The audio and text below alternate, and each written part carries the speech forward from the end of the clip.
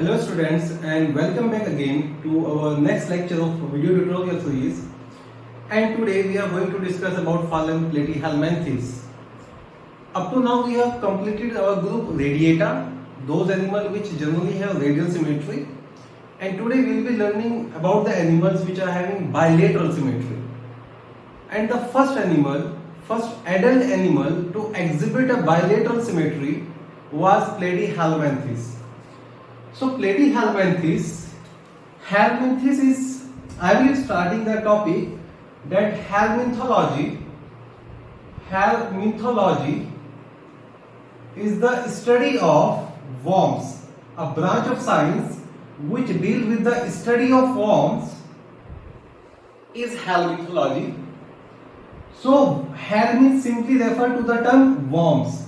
The term helminth is a worm. Helminthic infection is an infection caused by a worm, and any drug which has been taken to cure a worm infection is an anti-helminthic drug. There are two different types of worm. One is round worm, other is flat worm. And Dr. Guggenbier classified Platyhelminthes in a different phyla, in a different group of animals. So Platyhelminthes are simply known as flatworms, and they have been given a different group by Dr. Guggenbier. Dr. Guggenbier classified flatworm in a different group. And why they are known as flatworm? Because the upper part of body as well as lower part of body, I will say the front part and back part, the dorsoventral part is flattened because they are having a dorsoventrally flattened body. What is the meaning of term dorsoventrally flattened? For example, this is an animal. This part is dorsal part, and the part which is towards sternum we call that ventral part. If dorsal part and ventral part are flat, we call that dorsoventrally flattened body. And the body of these animals is flattened from the both sides, that's why we call that flatworm. So if we have been ever asked why Platyhelminthes are known as flatworm, the answer to that question would be that these animals are having a dorsoventrally flattened body. There are about 13,000 species which are included under phylum Platyhelminthes. So in this lecture we are going to discuss about general features of Platyhelminthes.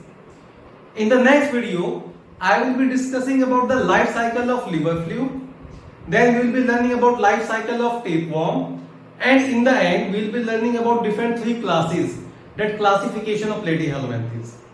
So up to yet, we have not studied any life cycle of any animal. We are just studying example. In this topic, in this phylum, I will be teaching you life cycle of two animals. One would be liver fluke life cycle and other would be tapeworm life cycle in detail, because question has been asked from there as well. So let me start from the general features of phylum Platyhelminthes. The first general feature which we always discuss during classification is habitat.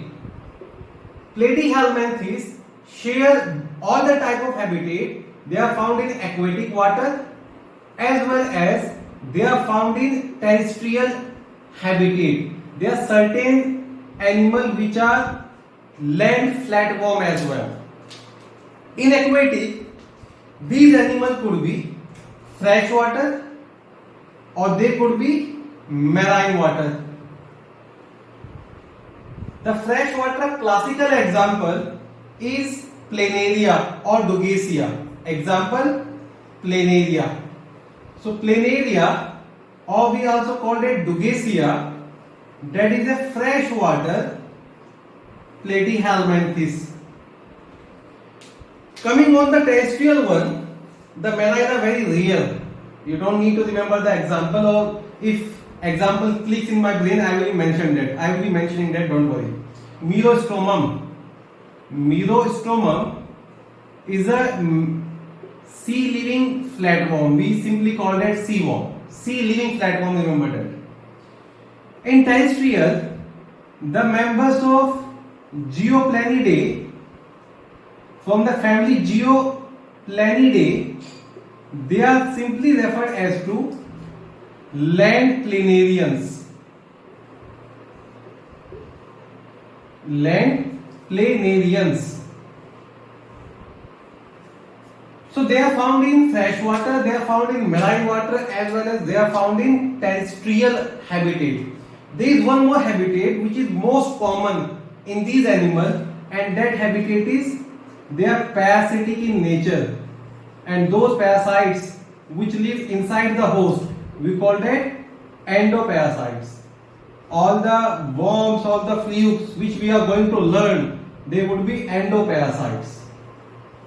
So some classical example of endoparasite flatworm.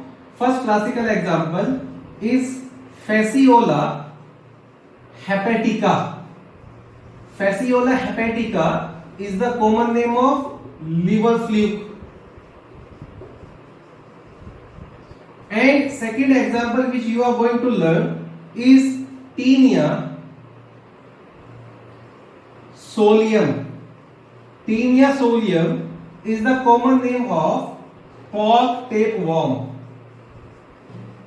I will be telling you about different tapeworms as well later in the classification part or the life cycle part.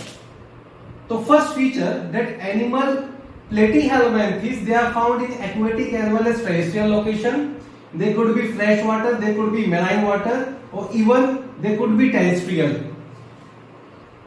They could be found inside host, and we call that parasite. So if I include habit here, there could be two type of habit. One habit is parasitic, and second habit, they could be freely living. They are non-parasitic as well. So in free living, you will be remembering the example of Planaria. Planaria is a freely living freshwater Platyhelminthes, while all these are parasitic Platyhelminthes. So they could be free living, they could be parasitic. By habitat, they could be freshwater, they could be aquatic, or they could be terrestrial. Now some more common feature. Next, I am going to start about level of organization, and first time in animal kingdom, the organ level of organization, it was developed in Platyhelminthes. So when we discuss about their level of organization, so level of organization in Platyhelminthes, organ first developed in case of Platyhelminthes, so we call it organ level. So organ level of organization is found in them, and certain organ start combining together and also form organ system. तो अगले आने वाले animal में तो organ system आना ही है. कुछ organ system Platyhelminthes में भी डेवलप हो गया था. पर अगर आपको आंसर के लिए स्टेटमेंट चाहिए तो आप आंसर करेंगे Platyhelminthes are having a organ level of organisation. The first time and only animals with this level of organization is Platyhelminthes. Then if I comment on their symmetry, the first bilateral symmetrical animal were Platyhelminthes. They are bilaterally symmetrical animal. And what is bilateral symmetry? When plane of division passes mid of the vertical section, or I will say when there is a sagittal plane of division, and body can be divided into two equal halves by only one plane, that is mid ventral or sagittal plane. Next, coming on their body wall, up to now, body wall and germinal layer. First, I will be telling you about their germinal layer, and then I will be telling you about body walls. Up to now, animals were diploblastic. All the cnidarians, all the ctenophores, they were diploblastic animals. In ctenophore, mesoglea become very gelatinous, and there was a sign that upcoming animal is going to have a mesoderm, a solid mesoderm. So they are the first, by point of evolution, these are the first animal which are triploblastic. And a mesoderm first appeared in these animal. Mesoderm first appeared, and I told you this earlier on that this mesoderm was not having any cavity. This mesoderm is solid. A solid mesoderm appeared first in Platyhelminthes. So if you make a body wall section here, outside here is which layer? Yes, please. There should be many layer of cell, and this is representing as ectoderm. There would be certain organs or tissues which are ectodermal in origin. Next to it, the very first time evolved a solid mesoderm, and next to mesoderm there would be a solid endoderm. The last one would be an endoderm here. So let me make an endoderm, and next to endoderm there would be alimentary canal, or there would be space in the body for the organ. This is the lumen of alimentary canal. ये पहले भी हम बना चुके हैं. फिर आता है बेटा इनकी बॉडी वॉल पर. जो बाहर वाला एक्टोडर्म होगा उसके लिए वर्ड यूज कर लेते हैं एपिडर्मिस. एंडोडर्म के लिए वर्ड इसमें यूज करते हैं एंडोडर्मिस. और जो मेसोडर्म है उसके लिए वर्ड यूज करते हैं एक्चुअली मेसेनकाइमल टिश्यू भी यूज करते रहते हैं. क्या ज्यादातर किताबों में मेसोडर्मल ही लिखा होगा. इनका जो बॉडी वॉल होता है that is soft. Cilia may be present or absent, and may be not in all, but it may be ciliated. तो body wall is soft and it may be ciliated. जब class टर्बुलेरियंस पढ़ेंगे किसमें सीलिया होते हैं? Example टर्बुलेरियन. जिस class में planaria हमने classify करना है और जिस क्लास में प्लेनेरिया को क्लासिफाई किया है उसको टर्बुलेरिया कहते हैं, और उसके पास सीलिया होता है. देन इनके बॉडी वॉल के बारे में एक और कंसेप्ट. जो इनका बॉडी वॉल होगा, अगर मैं ये एपिडर्मिस वाला पार्ट बनाता हूं, let's say this is epidermis. इस एपिडर्मिस में कुछ rod like hard structures, rod like filaments appear होते in their epidermis. There are certain rod like filament which appear in epidermis, और इन रोड लाइक फिलामेंट का नाम होता है रैबडाइट्स. एक पढ़ेंगे रैबडाइटिस जिसमें यहां पर आई आएगा, वो एक राउंड वॉर्म होगा. एक एग्जांपल होगा राउंड वॉर्म का. जो रैबडाइट्स होते हैं these are rod like filamentous structure which appear in the body wall in the epidermis of Platyhelminthes.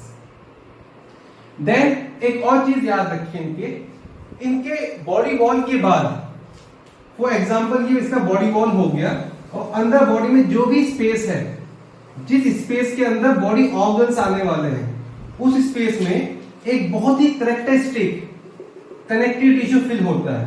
तो एलिमेंट्री कैनाल या बाकी के ऑर्गन्स के बीच में जो भी स्पेस होता है वहां पर एक करेक्टरिस्टिक कनेक्टिव टिश्यू है. Let's say this is the area of alimentary canal. यहां पर बाकी ऑर्गन्स हैं. एलिमेंट्री कैनाल और बाकी के ऑर्गन्स में जो भी ये एरिया होता है एक करेक्टरिस्टिक कनेक्टिव टिश्यू से फिल्ड है, और उस करेक्टरिस्टिक कनेक्टिव टिश्यू का नाम होता है बेटा पैरेन्काइमा. तो जो पैरेन्काइमा है, attention please, parenchyma is a characteristic connective tissue which is found within the spaces in the body of Platyhelminthes, or which is found within the body organs and alimentary canal of Platyhelminthes. और इसका major काम होता है, it is meant for transportation, it is meant for transportation of food. तो अगर सवाल पूछा जाता है Platyhelminthes में सर्कुलेटरी सिस्टम तो नहीं होता है, तो जो भी ट्रांसपोर्टेशन ऑफ मटेरियल है, जो भी ट्रांसपोर्टेशन ऑफ मटेरियल है वो कैसे होगा? तो आप याद रखेंगे by a characteristic, by a peculiar, peculiar का मतलब characteristic, by a peculiar connective tissue which we call parenchyma.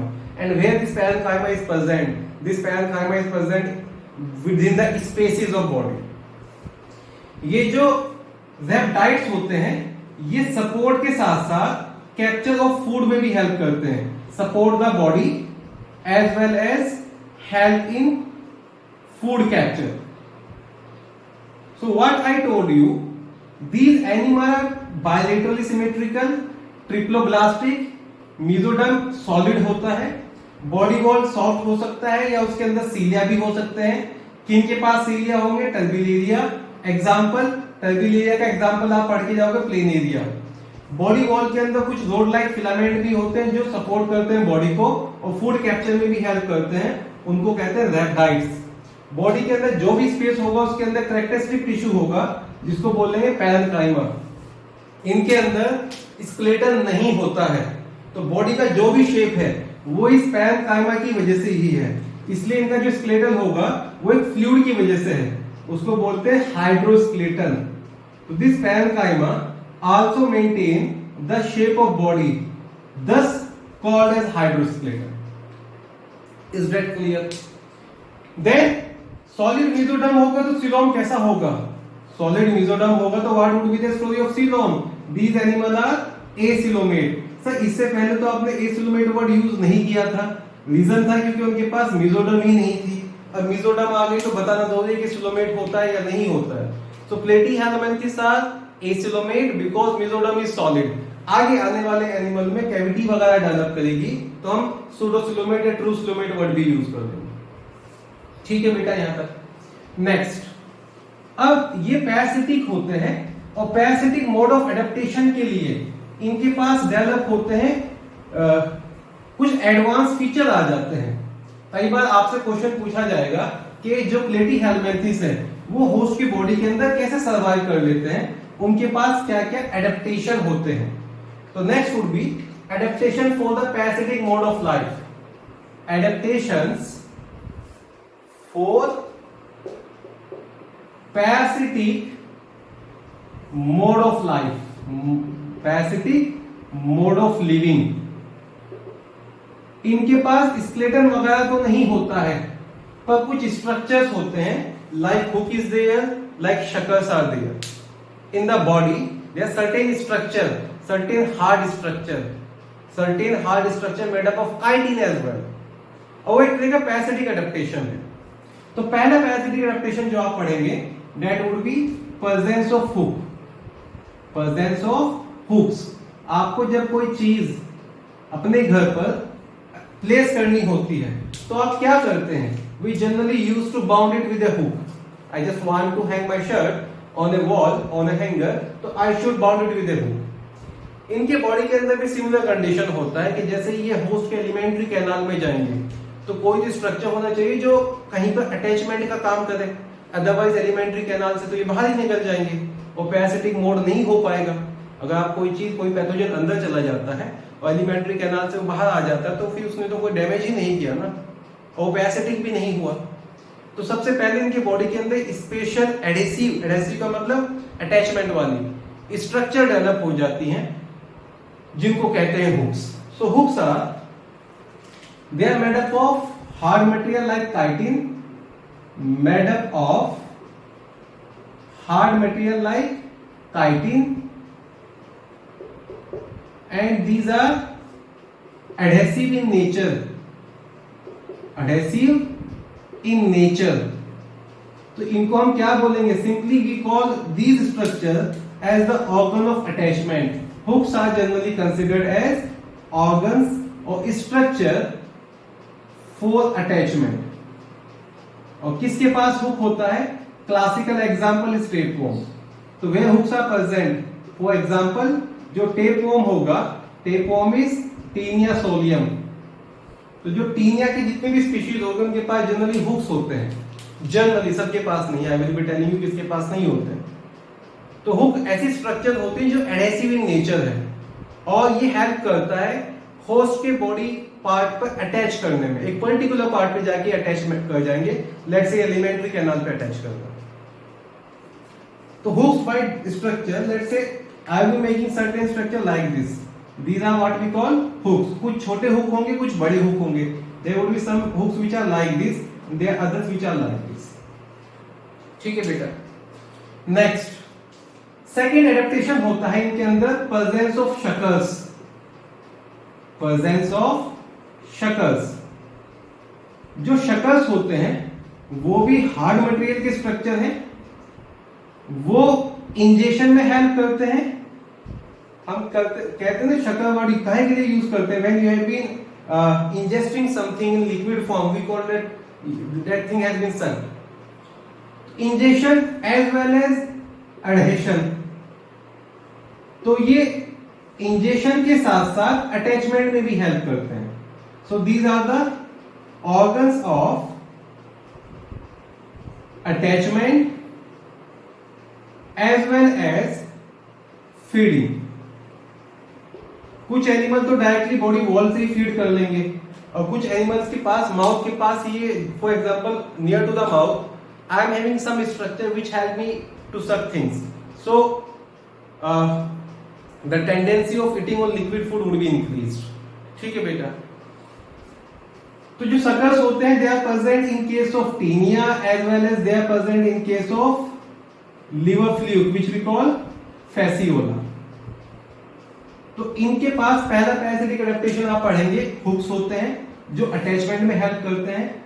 Suckers होते हैं जो अटैचमेंट के साथ साथ इंजेक्शन में भी हेल्प करते हैं. थर्ड आप पढ़ोगे दैट वुड बी इनका. देखो ये होस्ट की बॉडी के अंदर गए और होस्ट की बॉडी के अंदर तो होस्टाइल इन्वायरमेंट होगा. फॉर एग्जांपल आप कोई चीज खा लेते हो, आपके स्टमक का जो इन्वायरमेंट है वो तो हाईली एसिडिक है. तो वो जो चीज आपने खाई, कोई भी पैथोजन आपने खा लिया तो वो तो हाई एसिडिटी पे खत्म हो जाना चाहिए. वो कब सर्वाइव करेगा? जब उसके पास ऐसे फीचर्स होंगे जो हाई एसिडिक रेजिस्टेंट होंगे. तो ये जो एनिमल होते हैं जो पैरासिटिक हैं फ्लैटवर्म में, उनका जो बॉडी वॉल होता है वो बहुत थिक होता है. टैगोमेंट वर्ड यूज करेंगे आउटर कवरिंग के लिए. तो उनके पास एक थिक आउटर कवरिंग है. कुछ ऐसा है कि इन्होंने एक आयरन मैन वाला सूट पहन लिया है. अब उस सूट के बाद वो जितना भी आपका hostile condition of your elementary canal होगा उससे वो रेजिस्टेंट हो जाएंगे. तो third one would be the third parasitic adaptation is a thick tegument. और ये जो टैगोमेंट होती है, tegument refers to the outer covering that is resistant to host enzymes and hostile condition like acidic environment. तो जो भी acidic environment है, कोई भी इन्वायरमेंट जो होस्टाइल है या जो भी एंजाइम्स है, उनसे बचने के लिए इनके पास एक थिक टैगोमेंट आ जाता है.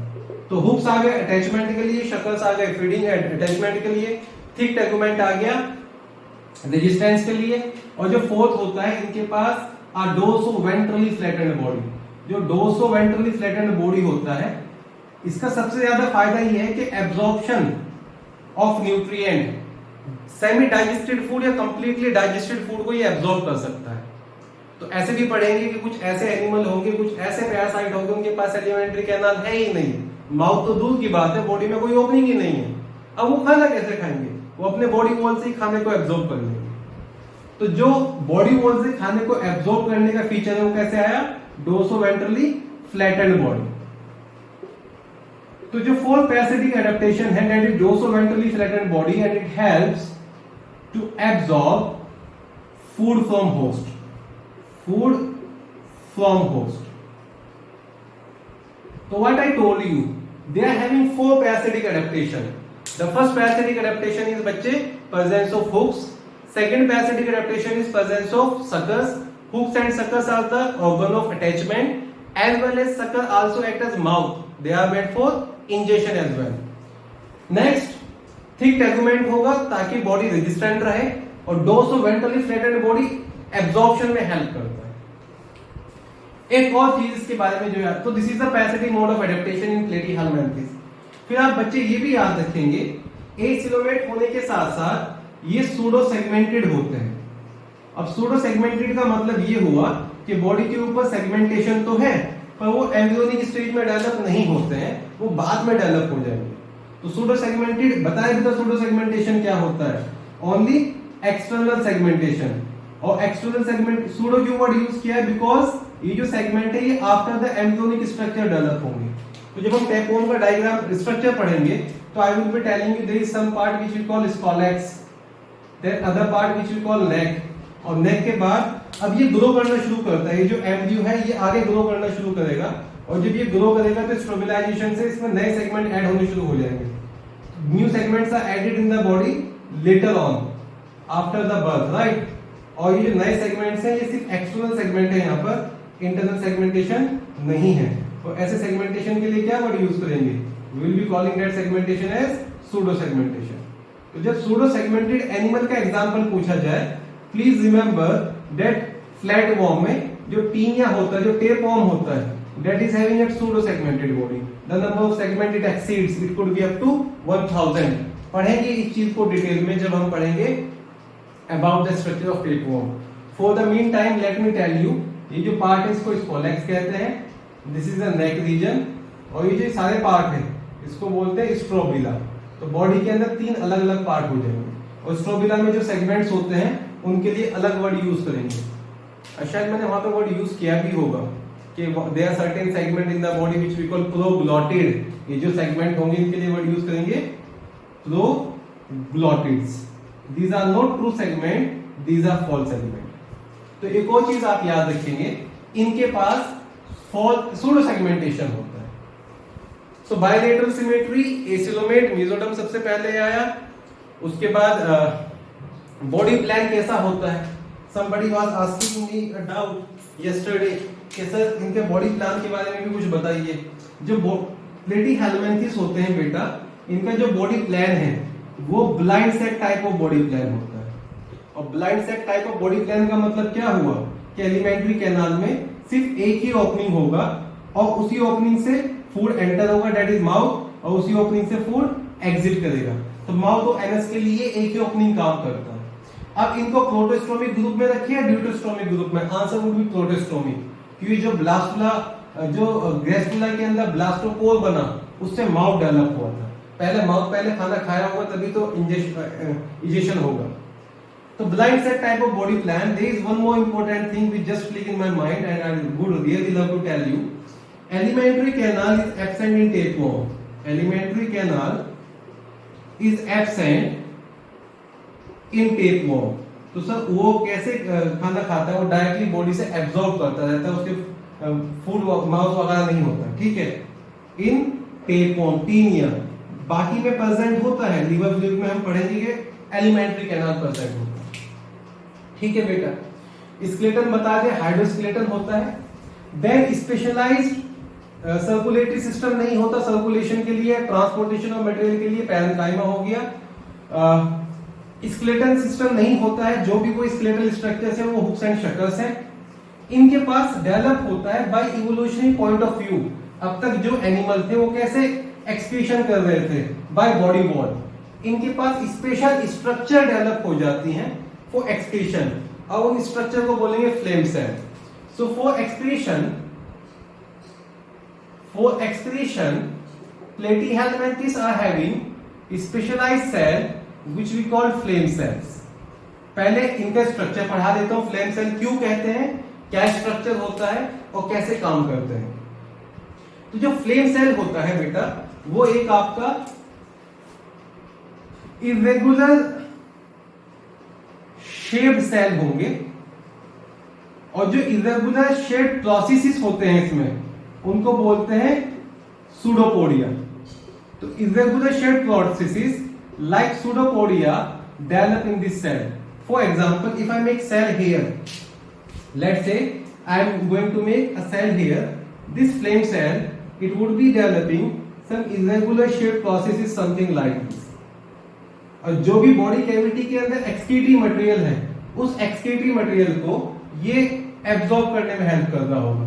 It would be helping in the grabbing of excretory material by this pseudopodial process. This is a nucleus of cell. अब इस सेल के अंदर एक ल्यूमन होता है। This cell is having a lumen or a cavity. उस lumen और cavity के अंदर, let's say this is the lumen or cavity in this cell, or in this lumen or cavity, outside here are special granules. Outside the lumen are present special granules. और इन special granules के लिए word use करते हैं basal granules. और इन basal granules से बेटा arise होते हैं hair like processes. Some hair like processes arises from these basal granules. और ये जो हेयर लाइक प्रोसेसेस हैं, जो बेसल ग्रेन्यूल से अराइज होंगे, इनके लिए वर्ड यूज करते हैं सीलिया। तो जो ल्यूमन होगा उसके अंदर खूब सारे सीलिया होंगे, and this how lumen would be opening. अब ये बॉडी का एरिया है, इंटरनल बॉडी का एरिया, और यहाँ पे कुछ एक्सक्रीटरी मटेरियल है। With the help of this pseudopodia, this excretory material would be इनगल्फ्ड। Let's say these are the vesicle which are having excretory part. We call that excretory vesicle. बाकी ये सारा क्या हो गया यहाँ पर? अगर मैं रेड कलर में कुछ बनाऊं, what would be this in red color? This all would be the cytoplasm. तो जो भी excretory material है वो सूडोपोडिया की हेल्प से पहले ही इनगल्फ करता है and later on it has been thrown into the cavity. और जब भी excretory material कैविटी के अंदर जाएगा, ये जो सीलिया ये मूव करते हैं और with the movement of this cilia this material has been thrown outside because the cilia used to flicker like a flame. आप कोई भी आपके पास दिया वगैरह जो होता है या मोमबत्ती वगैरह जो होती है, जब आप उसको लाइट ऑन करते हैं तो जैसे उसका जो फ्लेम है वो फ्लिकर करता है, वैसे सीलिया का मूवमेंट फ्लिकर करता है. तो why the name flame cell? Due to flickering movement of cilia. Because of flickering of cilia they are known as flame cell. So excretion के लिए स्पेशल सेल होती हैं जिनको फ्लेम सेल कहेंगे. फ्लेम सेल के अंदर एक ल्यूमन होता है, उस ल्यूमन के अंदर सीलिया होंगे और सीलिया से एक्सक्रीटरी मटेरियल जो है बाहर फेंक दिया जाता है. And outside here let's say there would be excretory pore. और why excretory pore thing are coming outside in the body? Why excretory pore things are coming outside? Excretory pore अलग चीज होती है, एनस अलग चीज होती है, ये भी याद रखेंगे. Anus is opening which is meant for the removal of undigested food. Excretory pore is opening which is meant for the removal of nitrogenous waste. तो बॉडी प्लान अभी भी ब्लाइंड सैक ही है बेटा. तो एक्सक्रीशन के लिए इनके पास स्पेशल सेल आ गई जिनको फ्लेम सेल कहते हैं. दूसरा नाम फ्लेम सेल का होता है सोलेनोसाइट. और नेफ्रीडिया से पहले डेवलप हुए तो इनको प्रोटोनेफ्रीडिया भी कहेंगे. प्रोटोनेफ्रीडिया. आगे आने वाले एनिमल में एनिलिडा में नेफ्रीडिया आ जाएंगे. जो भी नेफ्रीडिया से पहले एक्सक्रीशन में डेवलप हुआ है तो प्रोटोनेफ्रीडिया. अब फ्लेम सेल याद रखें, दैट वुड बी इनफ.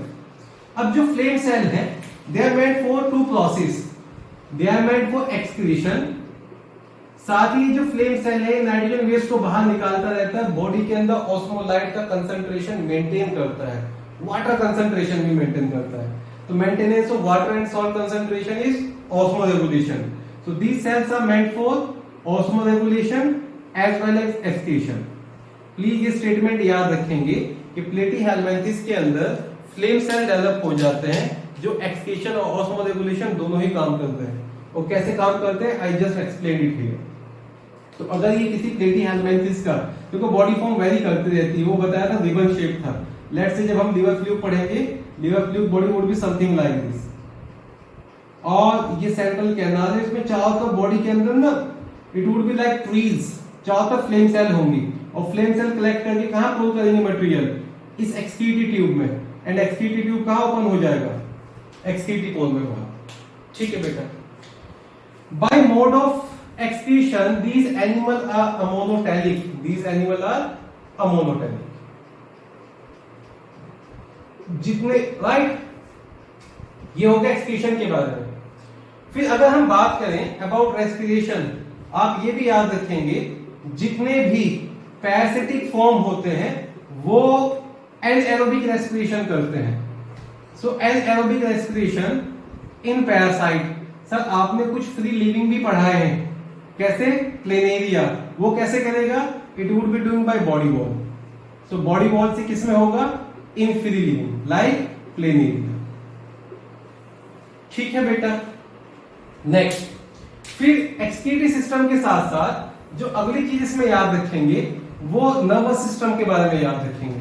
अब तक हम क्या पढ़ते आए हैं? स्पॉन्जिस के पास नर्व सेल वगैरह नहीं होती थी. नर्व सेल किसमें इवॉल्व हुए? नर्व सेल इवॉल्व हो गए थे सर नाइडेरियन में. वो कंबाइन होकर न्यूरॉन्स तो नहीं बना, नर्व्स तो नहीं बना रहे थे, पर न्यूरॉन्स या नर्व सेल आ गए थे. उनके पास ब्रेन वगैरह नहीं था. इनके पास थोड़ा सा और इवॉल्व हुआ तो कंबाइन होने शुरू हो गए. तो let me tell you about nervous system. Nervous system of Platyhelminthes. एक चीज और याद रखेंगे यहां पर, this is for your concept purpose. तो ये जो याद रखना है, हम नर्वस सिस्टम को क्लासिफाई करते हैं as central nervous system and as peripheral nervous system. तो नर्वस सिस्टम का जोन सा भी पार्ट सेंट्रल एक्सिस पर होता है उसको सेंट्रल नर्वस सिस्टम कहेंगे. तो सेंट्रल एक्सिस पे कौन कौन सा पार्ट है बेटा? Brain is located on the central axis and spinal cord is located on the central axis. तो आप पढ़ते सीएनएस के दो part, brain and spinal cord, और जो भी पेरिफेरल है वो सारा कौन सा होता है, peripheral nervous system. Okay, now there are two terms. Central nervous system में दो टर्म यूज करते हैं, एक वर्ड होता है न्यूक्लियाई और दूसरा वर्ड होता है ट्रैक्ट। इसका क्या मतलब है, लेट मी टेल यू। जब आप न्यूरॉन का डायग्राम पढ़ते हो तो ये सेल बॉडी, इसके आसपास ये खूब सारा क्या हो गया, प्रोसेसेस जिनको आप बोलते हैं डेंड्राइट्स, और इन डेंड्राइट्स से लेट से एक लॉन्ग प्रोसेस अराइज होता है जिसको बोलते हैं एक्सोन, और ये क्या हो गया, एक्सोन टर्मिनल। माइलिनेशन सिर्फ और सिर्फ कहां हो सकता है, एक्सोन पर। डेंड्राइट और सेल बॉडी पर माइलिनेशन नहीं होता है। अब अगर आप देखो यहां पे जहां जहां माइलिनेशन होगा उसको बोलते हैं white matter. White matter myelinated part होता है, और जहां माइलिनेशन नहीं होता उसको बोलते हैं ग्रे मैटर। अगर आपके पास कुछ बंच ऑफ सेल बॉडी है लाइक दिस, फॉर एग्जांपल ये सारे न्यूरॉन थे और आप सेल बॉडी का एरिया का कलेक्शन देख रहे हैं। So a collection of cell body, aggregation of cell body in central nervous system is known as nuclei. What is nuclei? It is the aggregation of cell body. ये concept purpose के लिए, तब यहां पे एक टर्म यूज करूंगा वो समझाने के लिए,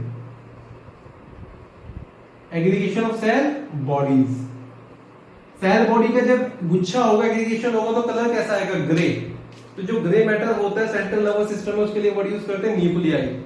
और एग्रीगेशन ऑफ एक्सोन की अगर बात करेंगे, अगर खूब सारे एक्सोन्स यहाँ पे एग्रीगेट कर दे, ये सारे एक्सोन है, मैं इनको देख रहा हूँ, इसके लिए क्या वर्ड यूज करते हैं, ट्रैक्ट। तो अगर व्हाइट मैटर की बात करते हैं, दिस इज ट्रैक्ट हियर। ये सेंट्रल नर्वस सिस्टम के पार्ट हो गए बेटा। देन आता है पेरिफेरल नर्वस सिस्टम पे।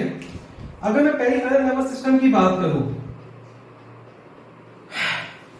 What is the meaning of term nuclear nerve and what is the meaning of term ganglion? देखो सेंट्रल नर्वस सिस्टम में जो न्यूक्लियाई होता है, पेरिफेरल नर्वस सिस्टम में वही चीज गैंग्लियन होती है। तो ganglion is a collection of nerve fibre, which part, cell body part. और सेंट्रल नर्वस सिस्टम में जो चीज ट्रैक्ट होता है, पेरिफेरल नर्वस सिस्टम में वही चीज नर्व होती है। तो nerve is a collection of axons. तो from here what you learn, अभी मैं एक वर्ड यूज करने वाला हूं, ganglia. Ganglia is aggregation of nerve cells, which part, cell body part. Is that clear? Nervous system in platyhelminthes is represented by paired ganglia और brain. It is represented bye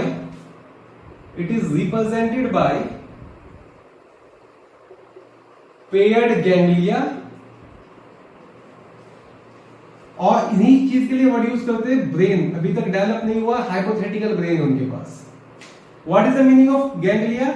it's a aggregation of nerve cell, which part, cell body part. ऐसे याद रख लेना, it's a gang of lions, it's a gang of lion. And who is the lion of our body, nerve cell. When a lot of lions are sitting together, what do we call that? Ganglion.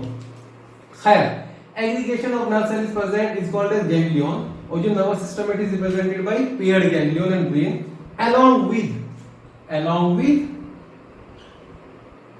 1 to 3 pair of solid ventral nerve cord। तो nerve code वगैरह develop होनी शुरू हो गई बेटा इनके पास, इससे पहले नर्व कोड वगैरह डेवलप नहीं हुई थी। नर्व कोड का कंसेप्ट बता दिया था मैंने। नर्व कोड नॉन कोऑर्डिनेट में भी होती है, कोऑर्डिनेट में भी होती है। कोऑर्डिनेट की नर्व कोड हॉलो होगी और डोर्सल होगी। नॉन कोऑर्डिनेट की नर्व कोड सॉलिड होगी और वेंट्रल होगी, वो मल्टीपल इन नंबर है। मैं दो नर्व कोड बना के दिखाता हूं आपको। Let's say these are the two nerve cords which are here. These are two nerve cord, और इन नर्व कोड पर ये गैंग्लिया है। These are the ganglia which are located over nerve cord. ठीक है बेटा? ओके, एक और कंसेप्ट सुन लो। गैंग्लिया दो तरह के हो सकते हैं। एक गैंग्लिया जो एक जैसे नर्व सेल से मिलकर बना है, एक गैंग्लिया जो एक जैसे नर्व सेल से मिलकर बना है, और दूसरा गैंग्लिया जो अलग अलग तरह के नर्व सेल से मिलकर बना है। या फिर आप इसको ऐसे याद रख लें, let's say this is ganglia of type A and this is ganglia of type B. इसके पास अलग तरह के नर्व सेल्स हैं, इसके पास अलग तरह के नर्व सेल्स हैं। तो दो ही तरह के गैंग्लिया हैं, कुछ टाइप ए वाले हैं और कुछ टाइप बी वाले हैं। ये तो टाइप ए के बना दो, these are the of type A and these are of type B. ठीक है बेटा। अब जब एक जैसे गैंग्लिया आपस में कनेक्ट होते हैं, अटेंशन प्लीज, जब एक जैसे गैंग्लिया आपस में कनेक्ट होते हैं तो उस कनेक्शन के लिए वर्ड यूज करते हैं कॉमिसल। What is कॉमिसल? ये स्पेशल न्यूरॉन होती है, कॉमिसल, ये स्पेशल न्यूरॉन होती हैं जो एक तरह के गैंग्लिया को आपस में कनेक्ट करता है। ये भी दोनों एक तरह के हैं, इसको भी क्या कहेंगे कनेक्शन को? कॉमिसल।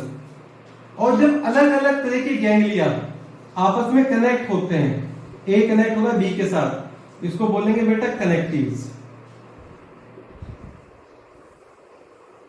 तो कॉमिसल क्या होते हैं? वो सेम टाइप के गैंग्लिया को कनेक्ट करते हैं, और कनेक्टिव्स क्या होती हैं? वो डिफरेंट टाइप ऑफ गैंग्लिया को कनेक्ट करते हैं। इतना समझ में आया? क्यों ये सब डिस्कस कर रहे हैं हम, वो भी सुनो। ये जो गैंग्लियाज हैं which are present on these solid nerve cord, they are connected to each other. These ganglias, they are connected to each other like this. और similar type of ganglias are connected. तो in connection के लिए word क्या use करेंगे? किस plane पर है वो? ट्रांसवर्स। और कनेक्शन, ये कॉमिसल है या कनेक्टिव है? कॉमिसल। तो what I told you, they are present 1 2 3 nerve cord. All these nerve cord are solid and ventral. On these nerve cord are present ganglias, and these ganglias are connected with each other by transverse commissure. तो shape कैसा बन गया nervous system का? Ladder shape. तो nervous system कैसा होता है? What kind of nervous system is found in case of platyhelminthes? You will answer, they are having a ladder shape type of nervous system. वहां पे कैसा पढ़ा था? Diffuse type. इनका कैसा हो गया? Ladder shape. लेडर कैसे बनता है? Nervous system is represented by paired ganglion. Ganglion is the aggregation of nerve cell. These ganglion are situated on a solid ventral nerve cord, and similar ganglia are connected with each other with the help of transverse commissure. इतना समझ में आया? तो अगर आपसे सिर्फ इतना पूछा जाए ladder like of nervous system किन एनिमल में होता है, you will answer that is present in platyhelminthes. तो डाइजेस्टिव सिस्टम पढ़ लिया, एक्सक्रीटरी सिस्टम पढ़ लिया, सर्कुलेटरी सिस्टम के बारे में बता दिया, नर्वस सिस्टम के बारे में बता दिया, स्केलेटल सिस्टम के बारे में भी बता दिया था कि भाई हाइड्रोस्केलेटन होता है। ठीक है बेटा। अब आता है इनका रिप्रोडक्टिव सिस्टम। जब रिप्रोडक्टिव सिस्टम की बात करेंगे, reproduction, I am telling you, कुछ सिस्टम डेवलप हो जाते हैं, वैसे तो ऑर्गन लेवल ऑफ ऑर्गेनाइजेशन है। सारे के सारे एनिमल हर्माफ्रोडाइट होते हैं with the exception of one. All platyhelminthes are hermaphrodite except schistosoma.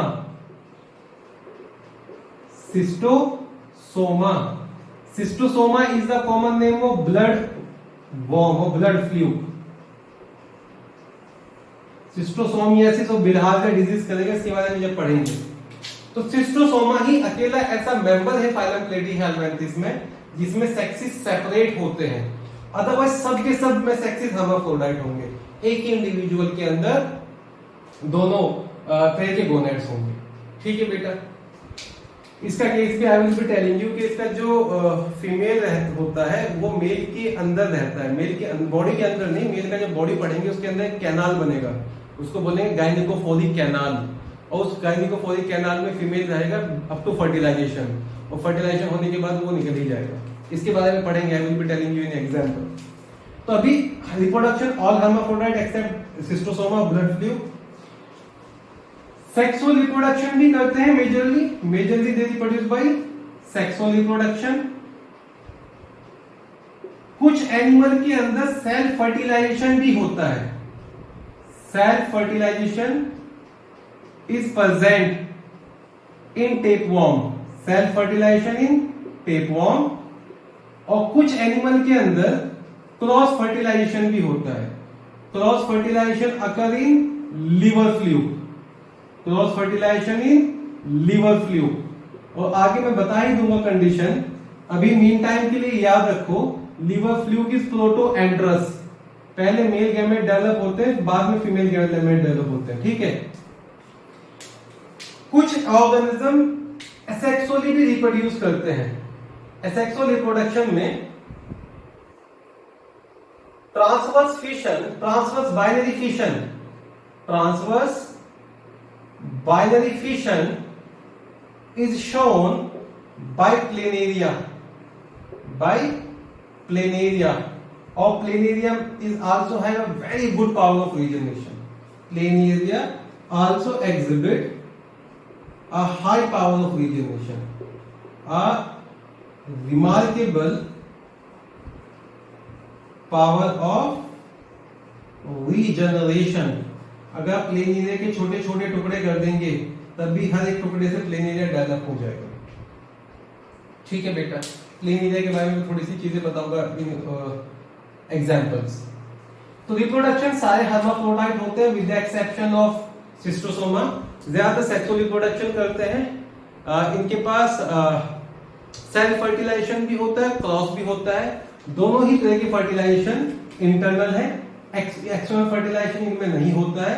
तो फर्टिलाइजेशन वुड बी इंटरनल, चाहे वो एक ही ऑर्गेनिज्म में हो रहा है जो आप केस पढ़ेंगे यहीं पर, या वो अलग अलग ऑर्गेनिज्म के अंदर हो रहा है। एसेक्सुअल रिप्रोडक्शन भी करते हैं, ट्रांसवर्स बाइनरी फिशन और रिमार्केबल पावर ऑफ रिजनरेशन भी है। देन अगर इनके डेवलपमेंट की बात करें, जो डेवलपमेंट होता है बेटा that is indirect, it could be direct as well as indirect. और इनडायरेक्ट डेवलपमेंट होगा तो लार्वाज आएंगे, और इनके अंदर मैनी लार्वाज होते हैं। In them there are many larvas which are exhibit. For example I would love to mention here the name of larva present in liver fluke.